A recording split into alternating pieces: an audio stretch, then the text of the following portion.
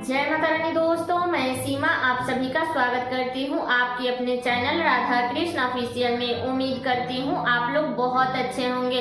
तो ये बताने के लिए कमेंट बॉक्स में जय माता दी जरूर लिखेगा। तो चलिए दोस्तों, आज हम इस वीडियो में पूजा से संबंधित बहुत सारी महत्वपूर्ण बातें जानेंगे कि पूजा में हमें किन किन बातों का ध्यान रखनी है, खरवास में हमें पूजा प्रतिदिन कैसे करनी है और पूजा में हमें किन बातों का खास करके ध्यान करनी है। अगर आप ये प्रतिदिन गलती करते हैं तो आपको पूजा का संपूर्ण फल प्राप्त नहीं होता है।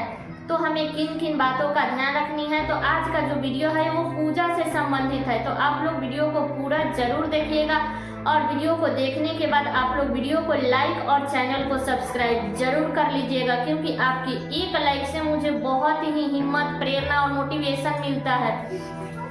इसलिए आप लोग वीडियो को लाइक तो जरूर ही कर दीजिएगा। तो चलिए वीडियो को शुरू करते हैं और जान लेते हैं सभी महत्वपूर्ण बातें। और दोस्तों, आप लोगों से एक और रिक्वेस्ट है कि अगर आप लोगों को मेरा वीडियो अच्छा लगता है तो लाइक तो करिएगा ही, कमेंट भी जरूर कीजिएगा और कमेंट बॉक्स में जरूर बताइएगा कि हाँ आप लोगों को ये वीडियो कैसा लगा। अगर अच्छा लगा है वो भी बताइएगा, अगर अच्छा नहीं लगता है वो भी बताइएगा, लेकिन कमेंट तो जरूर ही कीजिएगा, ठीक है।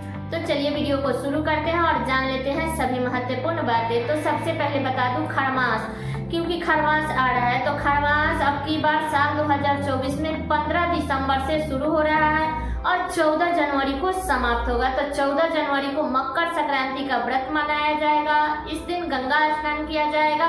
तो 14 जनवरी को अब की बार मकर संक्रांति है। तो बता दूं कि पूरे खरवास में हमें प्रतिदिन अपने मंदिर में जैसे हम प्रतिदिन पूजा करते हैं वैसा ही हमें खरवास में भी पूजा करनी चाहिए, ठीक है। लेकिन खरवास में हमें खास करके ज्यादा ध्यान से हमें सूर्य भगवान की पूजा करनी चाहिए, क्योंकि खरवास जो होता है ना वो सूर्य भगवान का महीना होता है, वो सूर्य भगवान का दिन होता है। इसलिए खरवास में हमें सूर्य भगवान की पूजा प्रतिदिन करनी चाहिए। और बता दूं दोस्तों कि देखिए, खरवास में सूर्य भगवान को जब आप जल देते हैं या कभी भी जल देते हैं तो आप लोगों को ध्यान रखना चाहिए कि तांबे के लोटे में गुड़ डाल करके हमें सूर्य भगवान को या मतलब शिव जी हो, आप किसी देवी देवता को तांबे के लोटे में गुड़ डालकर आप लोग जल मत चढ़ाइएगा, ठीक है। इस बात का ध्यान रखिएगा, क्योंकि तांबे के लोटे में गुड़ डालने से वो विष के समान हो जाता है। तो आप लोग तांबे के लोटा में गुड़ मत डालिएगा। और एक बात और बता दूं कि शिव जी की भी अगर आप पूजा करने जाते हैं ना तो शिव जी को भी आप लोग तांबे के लोटा में ना गुड़ और ना ही दूध, ये दो चीजें डाल करके हमें जल में नहीं चढ़ानी चाहिए, ठीक है। अगर आप पीतल का लोटा ले रहे हैं तो उसमें आप लोग गुड़ डालिए, दूध डालिए, कोई दिक्कत नहीं है। स्टील में भी डाल सकते हैं, लेकिन सिर्फ हमें तांबा में नहीं डालना चाहिए, क्योंकि ये विष के समान हो जाता है, ठीक है। तो ये बातें क्लियर हो गई। और सूर्य भगवान के प्रतिदिन के पूजा में जल दीजिएगा, उसमें अक्षत, पुष्प, आप चाहे तो काला वाला तिल भी डाल सकते हैं या अक्षत और पुष्प डाल करके सूर्य भगवान को जल दीजिएगा। उसमें रोली डाल के, लाल जो रोली आता है ना वो रोली डाल करके सूर्य भगवान को जल दिया जाता है, तो आप लोग दे दीजिएगा, ठीक है। और बता दूं कि जब भी आप लोग पूजा कीजिएगा ना अपने घर में तो आसन पे बैठ करके कीजिएगा, हमें खड़ा होकर के पूजा नहीं करनी चाहिए।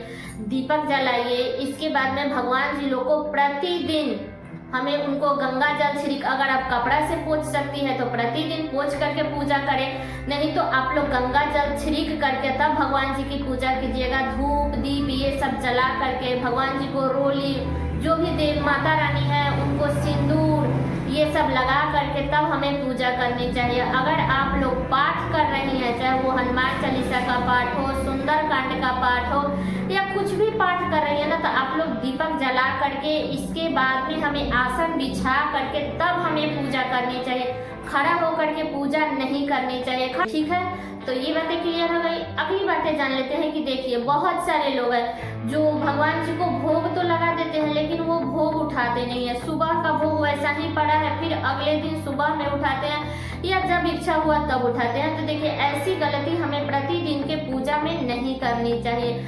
अगर आप लोग पूजा करते हैं तो पूजा करने के 5 से 7 मतलब कि 10 मिनट के अंदर में ही आप लोग भगवान का भोग उठा लीजिएगा। अगर उस भोग में चींटी लगता है या मतलब वो ऐसे पड़ा रहता है ना तो उस भोग का अपमान होता है, इससे भगवान खुश नहीं होते हैं।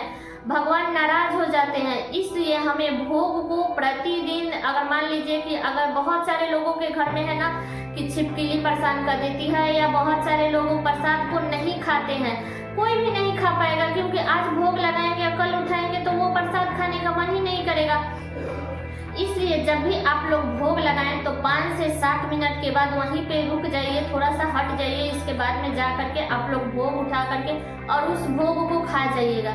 बहुत सारे लोग हैं जो इधर उधर फेंक देते हैं, तो ऐसा नहीं करनी चाहिए। ऐसे भगवान नाराज हो जाते हैं और इससे भगवान के प्रसाद का जो है वो अपमान हो जाता है। इसलिए आप लोग प्रसाद जब भी उठाएं तो आप लोग खा जाइएगा, इधर उधर मत फेंकिएगा, ठीक है। तो इस बात का ध्यान रखिएगा। और हमें प्रसाद प्रतिदिन सुबह में पूजा कीजिए तो थोड़ी देर रुक करके प्रसाद उठा लीजिए, फिर शाम में पूजा कीजिए तो आप लोग प्रतिदिन मतलब कि शाम में भी पूजा करने के थोड़ी देर में बाद में आप लोग प्रसाद उठा लीजिएगा, ठीक है। प्रसाद भगवान जी के पास में मत छोड़िएगा, क्योंकि प्रसाद वैसे छोड़ने से प्रसाद का अपमान होता है। इस और बता दूं कि जब भी आप लोग पूजा कीजिएगा ना, तो नियम तो है कि दोनों समय दीपक धो करके, भगवान के जो भोग लगाए हैं वो बर्तन धो करके, जो लोटियां जल कर रखे हैं वो धो करके, तभी हमें दोनों समय पूजा करनी चाहिए। लेकिन मान लीजिए अभी ठंडी का दिन चल रहा है तो बहुत लोगों से नहीं मतलब कि फाल पड़ता है कि चलो ये सब धो लेते हैं।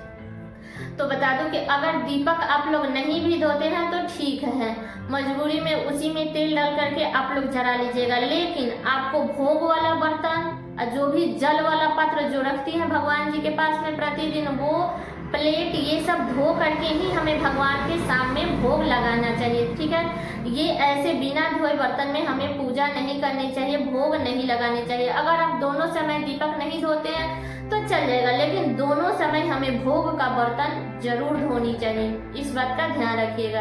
और बता दूं कि प्रतिदिन हमें अपने मंदिर में 5 मिनट का भी समय निकाल करके, इस पे भी मैं डिटेल में वीडियो डालूंगी कि कम समय में हम प्रतिदिन पूजा कैसे करेंगे, तो इस पे भी मैं वीडियो लेकर के आऊंगी, ठीक है। क्योंकि हमें अपने मंदिर में सुबह में प्रतिदिन थोड़ा सा भी समय निकाल करके हमें भगवान के पास में पूजा करनी चाहिए, वहाँ पे थोड़ा सा बैठना चाहिए और उनको इतना अच्छा सुबह देने के लिए उनको धन्यवाद जरूर करनी चाहिए। बहुत सारी महिलाओं की आदत होती है कि 7 बजे तक सोई रहती है, उठेगी, किचन में खाना बनाएगी, ऐसे वैसे सारा बिखरा पड़ा है और इधर उधर बात करती फिरती है, लेकिन अपने काम का केयर नहीं करेगी, ना तो वो पूजा पाठ करती है। तो देखिए, ऐसा कार्य करने से हमारे घर से लक्ष्मी नाराज हो जाती है। इसलिए जो भी घर की महिलाएं हैं ना, उन्हें साफ सफाई का पूरा ध्यान रखना चाहिए, पूजा पाठ का पूरा ध्यान रखना चाहिए। तो आप लोग जब भी किचन में काम करें ना, तो किचन को पूरा साफ सफाई करके ही हमें किचन से निकलनी चाहिए। तो आप लोग अपने मंदिर में पूजा प्रतिदिन जरूर कीजिएगा, चाहे वो 2 मिनट का ही समय निकाल करके कीजिएगा। अपने पति के लिए, अपने बच्चे के लंबे आयु के लिए, उनके अच्छे भविष्य के लिए हमें प्रतिदिन भगवान की पूजा जरूर करनी चाहिए, ठीक है। और बता दूं कि बहुत सारी महिलाओं की आदत होती है कि मतलब वो लोग किचन में तो खाना बनाते हैं, लेकिन खाना बना करके सारा खाना ऐसे ही मतलब कि उघाड़ पड़ा है, उससे उसको कोई मतलब नहीं है, बस खाना बनाए और किचन को ऐसे छोड़ करके और निकल गए। तो देखिए, ऐसी गलती हमें नहीं करनी चाहिए। हमें किचन में जो भी हम खाना बनाते हैं ना, उसको ढक करके रखनी चाहिए। किचन को हमेशा साफ और स्वच्छ रखनी चाहिए, क्योंकि जितना पवित्र किचन होता है, जितना पवित्र पूजा मंदिर होता है, उतना ही पवित्रता हमें किचन में भी बरतनी चाहिए, ठीक है। तो आप लोग जब भी खाना बनाइएगा, चाहे वो सुबह में बनाइए या शाम में बनाइए, लेकिन बिना किचन साफ किए आपको किचन से बाहर नहीं जाना चाहिए, ठीक है। और खास करके हम जो भी भोजन बनाते हैं वो, और लिक्विड वाला, यानी कि लिक्विड वाला जो भी सामान है ना, दूध है, दाल है, ये सब चीज़ें है ना, तो इसको हमें हमेशा ढक करके ही रखनी चाहिए। ऐसे उघाड़ रख देते हैं ना, तो पता नहीं क्या चीज़ मुँह डालते हैं। मान लीजिए कि हाँ, हमारे पास में तो कुछ नहीं आता है, फिर भी हर घर में छिपकली तो रहता है, या छिपकली हर चीज़ में मुँह डाल देता है। इसलिए आप लोग जो ही सामान रखें, खास करके लिक्विड वाला सामान, भोजन वगैरह कुछ भी हमें उघाड़ नहीं रखना चाहिए, लेकिन लिक्विड वाला सामान तो हमें मतलब कि ढक करके ही रखनी चाहिए, ठीक है। तो सारी बातें क्लियर हो गई। उम्मीद करती हूँ कि आप लोगों के लिए वीडियो बहुत ही उपयोगी होगा। तो ये वीडियो मेरा यहीं तक का था। कैसा लगा ये वीडियो आप लोग कमेंट करके जरूर बताइएगा। चैनल पे नए आए हैं तो सब्सक्राइब कर लीजिएगा, बेल आइकन को प्रेस कर दीजिएगा, जिससे मेरे वीडियो का नए नोटिफिकेशन आप सभी के पास में सबसे पहले पहुंचे और वीडियो को लाइक कर दीजिएगा, क्योंकि आपके एक लाइक से मुझे बहुत ही मोटिवेशन मिलता है। इसलिए वीडियो को लाइक कर दीजिएगा और वीडियो को शेयर कर दीजिएगा, ताकि हर किसी को ये जानकारी प्राप्त हो सके कि वो प्रतिदिन पूजा कैसे करे। ठीक है, तो चलिए दोस्तों, मिलती हूँ अगले वीडियो में किसी नए वीडियो के साथ में। तब तक के लिए नमस्कार।